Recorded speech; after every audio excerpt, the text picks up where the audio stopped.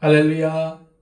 우리에게 오늘을 주시고 또한 새로운 기회를 주신 하나님께 예배하는 여러분들을 축복합니다. 기도하겠습니다. 하나님 아버지, 우리를 귀하게 여기시고 예수 그리스도를 통해서 새 생명, 구원을 얻게 하심을 감사합니다. 오늘 주신 하루 속에서 이 구원의 은총을 누리며 살게 하여 주시옵소서. 하나님께서 주신 은혜를 만끽하며 살도록 인도하여 주시옵소서. 하나님께서 우리에게 얼마나 귀한 것들을 주셨는지, 또한 우리를 얼마나 사랑하는지를 이 자연을 통해, 또 우리가 만나는 사람들을 통해, 또한 모든 사건들을 통해 깨닫게 하여 주시옵소서. 주님, 오늘을 움직이시는 분은 하나님이십니다. 우리의 삶을 인도하여 주시고 오늘도 하나님의 뜻대로 살도록 우리를 붙잡아 주시옵소서. 예수 그리스도의 이름으로 기도하옵나이다. 아멘. 다 함께 찬송가 421장 찬양 드립니다.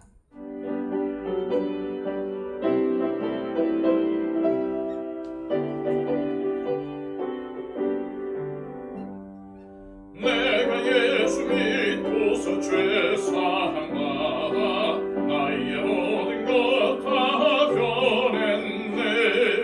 지금 내가 가는 길 천국 길이요 주의 피로 내 죄가 씻겼네. 나의 모든 것 변하고 그 피로 속받았네.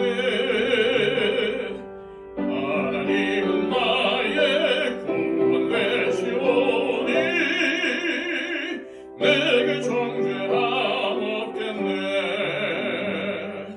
주님 밝은 빛 되서 어둠 되지니 나의 모든 것 다 변했네. 지금 내가 주 앞에 온전케 됨은 주의 공로를 의지함일세. 나의 모든 것 변하고 그 피로 속받았네. 하나님은 나의 구원 되시오니 내게 정죄함 없겠네.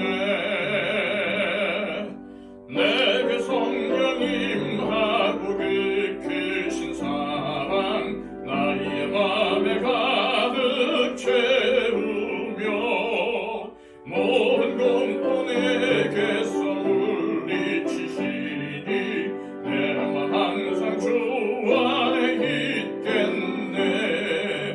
나의 모든 것 변하고 그 피로 속받았네.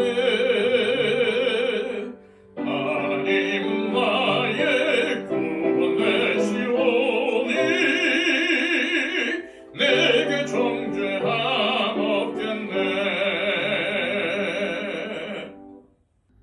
이 시간 우리에게 주시는 주님의 귀한 말씀은 신약성경 요한계시록 9장 1절에서 21절까지의 말씀입니다.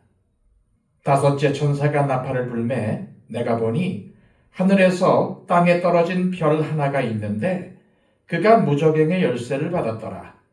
그가 무저갱을 여니 그 구멍에서 큰 화덕의 연기 같은 연기가 올라오매 해와 공기가 그 구멍의 연기로 말미암아 어두워지며 또 황충이 연기 가운데로부터 땅 위에 나오매 그들이 땅에 있는 전갈의 권세와 같은 권세를 받았더라. 그들에게 이르시되 땅의 풀이나 푸른 것이나 각종 수목은 해하지 말고 오직 이마에 하나님의 인침을 받지 아니한 사람들만 해하라 하시더라. 그러나 그들을 죽이지는 못하게 하시고 5달 동안 괴롭게만 하게 하시는데 그 괴롭게 함은 전갈이 사람을 쏠 때에 괴롭게 함과 같더라. 그날에는 사람들이 죽기를 구하여도 죽지 못하고 죽고 싶으나 죽음이 그들을 피하리로다. 황충들의 모양은 전쟁을 위하여 준비한 말들 같고 그 머리에 금 같은 관 비슷한 것을 썼으며 그 얼굴은 사람의 얼굴 같고 또 여자의 머리털 같은 머리털이 있고 그 이빨은 사자의 이빨 같으며 또 철 호심경 같은 호심경이 있고 그 날개들의 소리는 병고와 많은 말들이 전쟁터로 달려 들어가는 소리 같으며 또 전갈과 같은 꼬리와 쏘는 살이 있어 그 꼬리에는 5달 동안 사람들을 해하는 권세가 있더라. 그들에게 왕이 있으니 무저갱의 사자라. 히브리어로는 그 이름이 아바돈이요 헬라어로는 그 이름이 아볼루온이더라. 첫째 화는 지나갔으나 보라 아직도 이후에 화 둘이 이르리로다. 여섯째 천사가 나팔을 불매 내가 들으니 하나님 앞 금제단 네 뿔에서 한 음성이 나서 나팔을 가진 여섯째 천사에게 말하기를 큰 강 유브라데에 결박한 네 천사를 놓아주라 하매 네 천사가 놓였으니 그들은 그 년 월 일시에 이르러 사람 3분의 1을 죽이기로 준비된 자들이더라. 마병대의 수는 2만만이니 내가 그들의 수를 들었노라. 이 같은 환상 가운데 그 말들과 그 위에 탄 자들을 보니 불빛과 자줏빛과 유황빛 호심경이 있고 또 말들의 머리는 사자머리 같고 그 입에서는 불과 연기와 유황이 나오더라. 이 세 재앙 곧 자기들의 입에서 나오는 불과 연기와 유황으로 말미암아 사람 3분의 1이 죽임을 당하니라. 이 말들의 힘은 입과 꼬리에 있으니 꼬리는 뱀 같고 또 꼬리에 머리가 있어 이것으로 해하더라. 이 재앙에 죽지 않고 남은 사람들은 손으로 행한 일을 회개하지 아니하고 오히려 여러 귀신과 또는 보거나 듣거나 다니거나 하지 못하는 금, 은, 동과 목 속의 우상에게 절하고 또 그 살인과 복술과 음행과 도둑질을 회개하지 아니하더라. 아멘.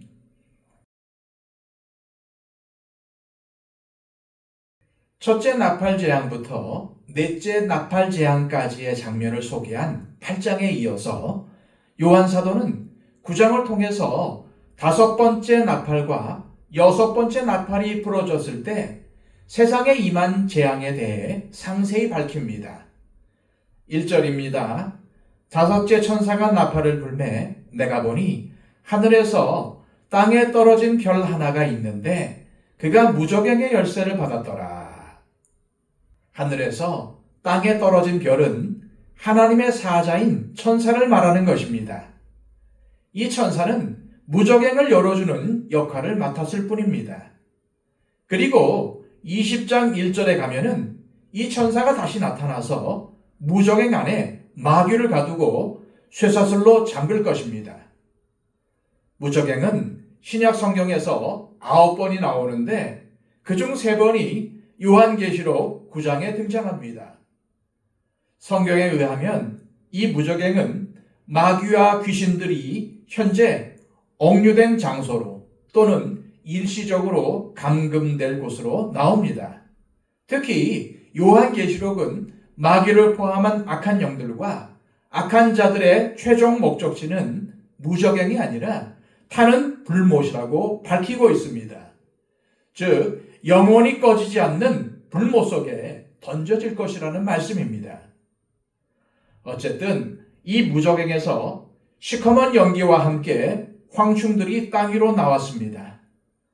황충은 메뚜기를 말합니다. 성경의 배경이 되는 지역에 사는 사람들에게 메뚜기는 가장 무서운 재앙 가운데 하나였습니다. 수백만 마리의 메뚜기들이 봄부터 여름까지 5개월의 건기 동안 사막에서 갑자기 날아와서 모든 식물을 먹어치웠기 때문입니다. 우리가 알다시피 애굽에 내려진 8번째 재앙도 메뚜기 재앙이었습니다. 그러나 이 메뚜기들은 사람을 공격하지는 않았습니다. 하지만 요한계시록의 황충들은 사람을 해하는 권세를 5달 동안 받았습니다. 전갈의 권세에 비유되고 있는 이 황충들의 공격이 얼마나 고통스러운지 사람들은 죽기를 구하지만 죽을 수가 없었습니다. 이 황충들은 땅의 풀이나 푸른 것이나 초목은 해할 수 없었습니다. 단지 하나님의 인침을 받지 않은 사람들만 괴롭게 하는 명령을 받은 것입니다. 그때에는 죽기를 구해도 죽음이 그들을 피해가는 고통스러운 시간을 겪을 수밖에 없음을 강조하며 요한 사도는 지금 주어진 기회 동안 빨리 회개하고 하나님께 돌이킬 것을 촉구하는 것입니다. 요한은 황충의 모습을 자세히 묘사하고 있습니다. 물론 이것은 비유적인 표현들이지만은 이것을 놓치지 마시고 눈여겨보시길 바랍니다. 요한 사도가 환상 중에 본 이 황충은 전쟁을 위하여 예비한 말들 같았습니다. 잘 준비되고 훈련되었다는 의미입니다. 그리고 금 같은 관 비슷한 것을 썼는데 이는 금으로 된 관이 아니라 모조품이라는 가짜라는 의미입니다. 그리고 황충의 얼굴이 사람 같다는 것은 교활함과 사고력이 있다는 것을 의미하며 여자의 머리털 같다는 표현은 황충의 더듬이를 지칭하는 듯이 보입니다. 또한 이빨이 사자의 이빨 같다는 표현은 강하고 잔인하다는 것을 의미하고 철호심경은 약점을 찾을 수 없을 정도로 강력하다는 것을 의미합니다. 또한 날갯소리가 경고와 많은 말들이 전쟁으로 달려가는 소리 같다는 것은 황충들의 수가 엄청나고 그들의 공격이 신속하고 강하다는 것을 의미하며 전갈과 같은 꼬리와 쏘는 살이 있다는 것은 황충들의 공격이 매우 치명적이고 고통스럽다는 말입니다. 그런데 이들의 임금이 누구입니까? 무적행의 사자로서 이름이 히브리어로는 아바돈, 즉 파괴자입니다. 헬라어로는 아볼루온인데 이 역시도 파괴자라는 뜻입니다. 이 파괴자는 누구를 의미할까요? 바로 사탄, 곧 마귀를 가리키는 것입니다. 우리는 마지막 순간에 마귀가 자신에게 충성한 사람들을 보호해 주기는커녕 오히려 공격하는 이해할 수 없는 장면을 만나게 됩니다. 평생 마귀의 자식으로 마귀에게 충성 봉사했더니 돌아오는 것은 믿었던 마귀에게 공격당하여 고통을 받는 일인 것입니다. 하지만 하나님은 그렇지 않습니다. 믿음으로 행하는 자들을 인치시고 보호하십니다. 여섯 번째 천사가 나팔을 불자 하나님 앞 금제단 넷불에서 한 음성이 났습니다.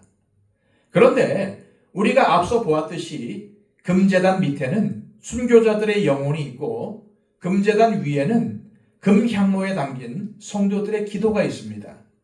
따라서 이 모든 재앙들이 성도들의 기도에 대한 하나님의 응답이라는 사실을 암시하는 것입니다. 14절에 나오는 큰 강 유브라데에 결박된 네 천사들은 악한 천사들입니다.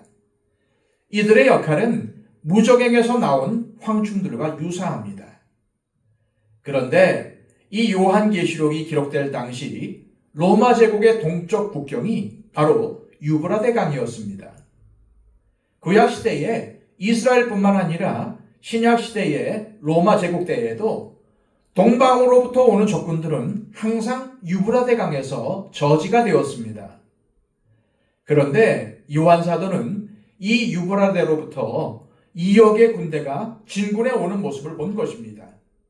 그리고 이 유브라데에서 놓인 네 천사는 정해진 시간에 사람 3분의 1을 죽이기로 준비된 자들이라고 합니다. 차마 눈뜨고 볼 수 없는 엄청난 재앙이 아닐 수 없습니다. 요한 사도는 이 마병들의 모습도 자세히 묘사하고 있습니다. 이들은 불빛과 자줏빛과 유황빛, 호심경을 착용했다고 합니다. 여기서 요한 사도가 호심경의 색에 주목하는 이유는 이들이 불과 연기와 유황이 나오는 입을 가지고 있었기 때문입니다. 따라서 호심경의 불빛은 붉게 타오르는 맹렬한 불을, 자줏빛은 불의 연기를, 유황빛은 모든 것을 태우고 녹일만 하다는 의미입니다. 즉, 이를 맞지 않은 자들을 해하려고 파죽지세로 몰려오는 마병들의 맹렬함을 상징하고 있습니다. 머리가 사자 같다는 것과 꼬리는 뱀 같은데 꼬리에 또 머리가 있다는 표현은 전부 이 재앙을 당하는 것에 대한 엄청난 두려움을 묘사하려는 것입니다. 그런데 이들을 하나님께서 풀어놓으시고 심지어 사람 3분의 1을 죽이는 것을 용납하시는 때가 온다는 겁니다. 하나님께서 이렇게 하시는 이유는 애굽의 10가지 재앙과 그 맥을 같이 합니다. 한마디로 누구든지 이 재앙을 보고 회개함으로 하나님께 돌아오라는 것입니다. 그러나 9장의 결말이 무엇이었습니까? 끝까지 회개하고 돌아오지 않더라는 겁니다. 다시 말씀드리지만 하나님께서 요한계시록을 통해 이 말씀을 하시는 이유가 무엇입니까? 기회가 주어졌을 때 빨리 회개하고 돌아오라는 것입니다. 계속 말씀드리지만은 이 요한계시록의 말씀은 믿지 않는 불신자들에게 주시는 말씀이 아닙니다. 믿는 우리들에게 하시는 말씀입니다. 그러므로 빨리 주님께서 기뻐하지 않는 행동과 습관을 버리고 돌아서시기를 바랍니다. 죄의 습관들을 끊어버리려고 노력하십시오. 말씀 읽기를 방해하고 기도를 방해하는 요인들을 제거하십시오. 주님을 닮으려는 마음을 방해하는 것들을 그대로 놓아두지 마십시오. 그리고 무엇보다 하나님의 말씀에 순종하는 삶을 사시기를 바랍니다. 이 시간 하나님, 주님을 믿는다고 말만 하는 사람들이 마지막 때에 겪을 환난이 얼마나 극심하고 고통스러운지를 이 요한계시록의 말씀을 통해 알게 하셨습니다. 말로만 믿는 외식적인 신앙을 버리게 하시고 우리에게 주어진 유한한 날들이 다 가기 전 빨리 회개하고 돌이키게 하옵소서. 요한계시록을 주신 이유를 하루속히 깨닫게 하셔서 참된 하나님의 자녀로 살아가게 하옵소서. 기도하시기를 바랍니다. 111 기도를 통해서 우리의 기도가 필요한 분들을 위해 중보해 주시기를 바랍니다. 기도하겠습니다.